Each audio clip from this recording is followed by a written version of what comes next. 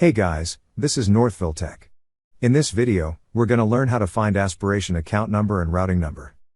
If you don't have an Aspiration account, we will put our affiliate link in the description below for you to sign up and receive a welcome bonus of up to $300.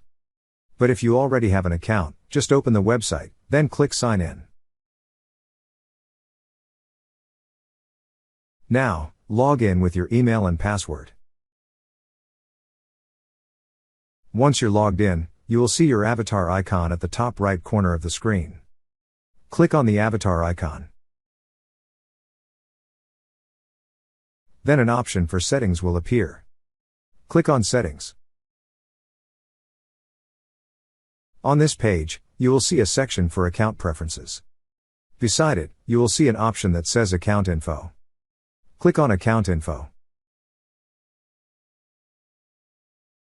Here you will see both of your Aspiration spend and save account numbers and routing numbers. That's how you find your Aspiration account number and routing number. Thank you so much guys for watching, and if you have not yet subscribed to our YouTube channel, please subscribe to our YouTube channel as we create tech videos related to financial apps almost every day.